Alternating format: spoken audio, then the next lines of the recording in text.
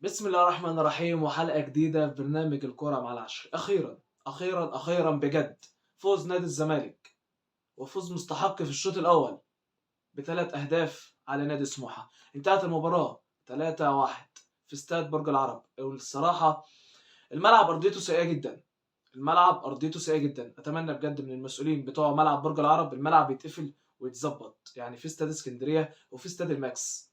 يعني أتمنى دول ملعبين في اسكندرية يتلعب عليهم، مش كل الماتشات بتلعب في برج العرب، لأن أرضية برج العرب فعلا محتاجة للصيانة، والملعب محتاج أرضيته تتظبط.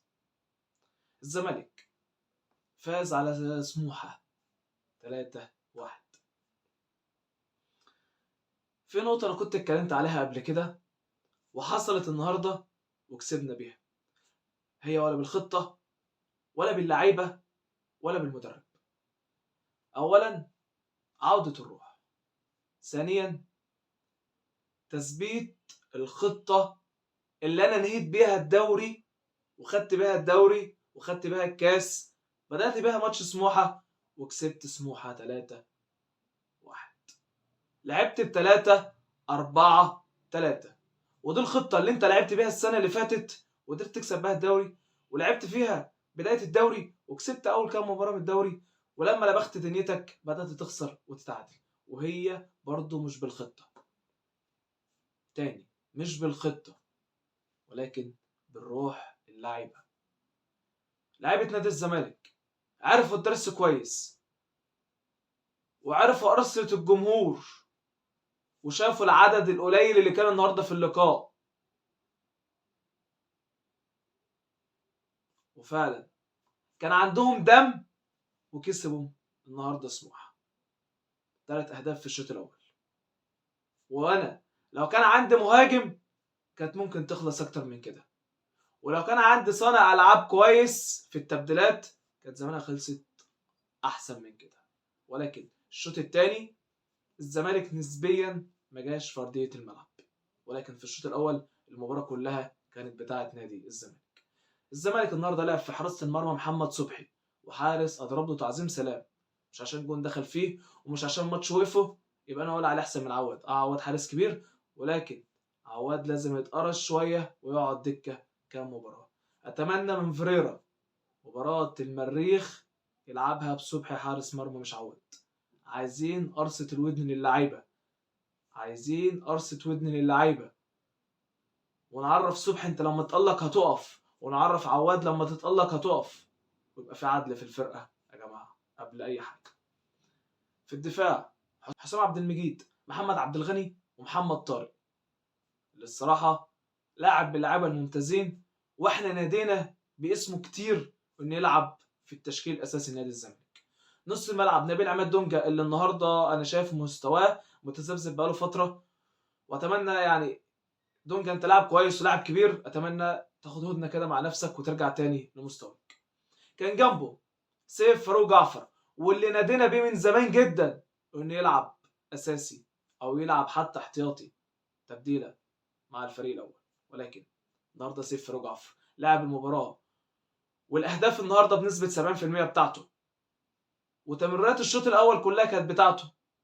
لاعب كويس وربنا يبعد عنه الاصابات، وله مستقبل مع نادي الزمالك.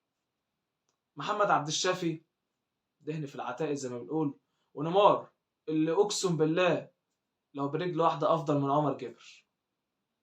زيزو وشيكا، وفي الهجوم لا حول له ولا قوة سيف الجزيري، ولا كأنه موجود في أرضية الملعب. التبديلات اللي عملها فيريرا، سحب محمد طارق ونزل المسلوسي، وسحب محمد عبد الشافي ونزل عبد الله جمعة، وسحب نبيل عماد دونجا ونزل السيسي، وسحب سيف فاروق جعفر ونزل رؤى، وسحب شيكابالا ونزل يوسف أسامة نبيل. تبديلات، هي دي القماشة اللي عندي، ان شاء الله موضوع القيد يخلص على خير، ويبقى عندي بالحج، ويبقى عندي شبانه في الدفاع، ويبقى عندي ناصر منسي في الهجوم، لان والله ومؤمن حسن للعلم مع منتخب الشباب. انا شايف انا لو طلعت عيل عنده 10 سنين او 15 سنه من ناشئين مهاجم هيلعب افضل من الجزيري، وانا ما بهاجموش. هو فعلا الجزيري مهاجم على الله جدا جدا، ولكن ديت مش مباراة هجوم. انا مبسوط من المكسب، مش 3-0 بس ولا 3-1، لا ده 3 نقط وصعدنا للمركز الرابع برصيد 32 بونت. لعبنا 18 مباراة، اول مباراة في الدور الثاني. عندنا مباراة قادمة يوم الجمعة ان شاء الله في ليبيا مع المريخ السوداني الساعة 3 العصر، تاني مباراة في افريقيا. اتمنى من الله ان فيريرا يثبت التشكيل ويلعب بنفس الخطة ونكسب المريخ، ونكسب المريخ. محتاجين بجد، محتاجين نرجع نكسب تاني، ومحتاجين بطولة افريقيا. اتمنى اللعيبة يكون عندها دم شوية. اتمنى الشيكا لما جاب الجون النهارده الاولاني راح اعتذر للجمهور. عايزين نرجع تاني، والله عايزين نرجع تاني. تمن مباراة نادي الزمالك ما يعرفش طعم الفوز، 8 ماتشات والزمالك حاله متذبذب، 8 ماتشات والدنيا واقعة، ومش عارفين كان مين المدرب من مين الاحتياطي، مش عارفين مين اللاعب الكويس من اللاعب الفاشل. عايزين نرجع تاني ايد واحدة، وانتوا هتكسبهم واحنا هندعمكم. انتوا هتكسبهم واحنا هندعمكم، لان احنا مش ورانا حاجة. احنا عايزين بطولات، عايزين ناخد الدوري، عايزين ناخد افريقيا، مش عايزين نقعد ونخسر. واللاعب اللي يخون مع السلامة، واللاعب اللي مش قد التيشيرت يطلع بره، واللاعب الراجل زي السيف فاروق جعفر يفضل في الملعب.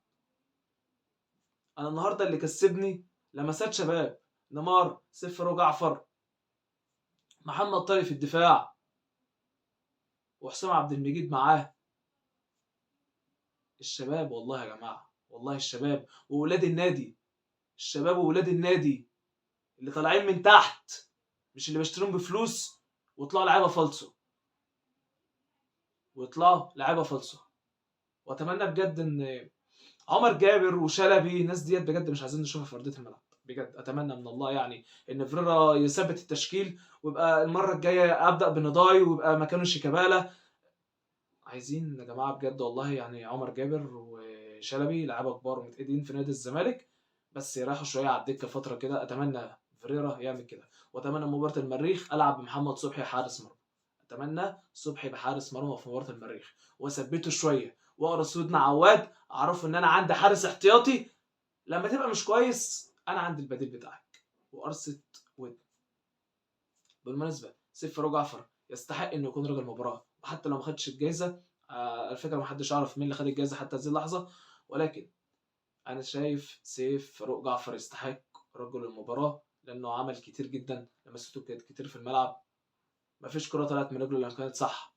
ربنا يوفقه ويبعد عنه الاصابات، ويكون اضافه كبيره لنادي الزمالك في المباراه القادمه. ولسه الدوري طويل، لسه عندنا ماتشات.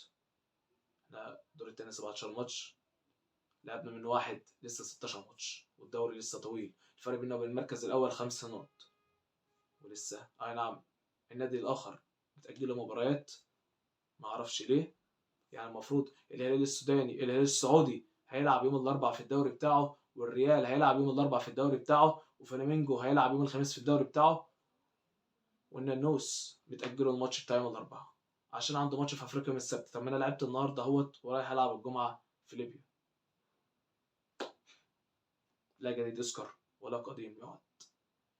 والزمالك اولا واخيرا، واشعار نادي الزمالك فوق اي حد، وفرقه نادي الزمالك فوق اي حد، وجمهور نادي الزمالك العظيم. لازم نتحد ونبقى قد بعض، ولازم ايدينا في ايدين بعض، مش عايزين اي حاجه تفرقنا.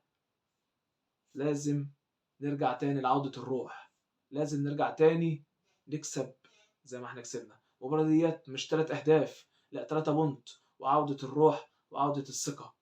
وأتمنى تاني من المسؤولين ملعب برج العرب لا يصلح للعب والله يا جماعة، لكل الفرق مش نادي الزمالك بس ولا المصري البورسعيدي. بجد أتمنى غلق ملعب برج العرب للتجديد بتاعه.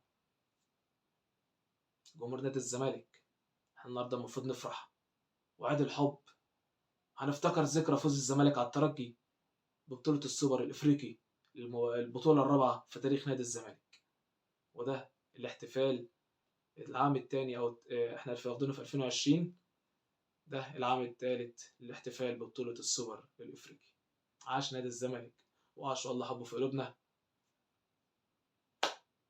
مبروك يا أبطال ونادي الزمالك بطل الدوري، بطل الكاس، ان شاء الله يبقى بطل الدوري تاني وناخد افريقيا بامر الله. الى اللقاء.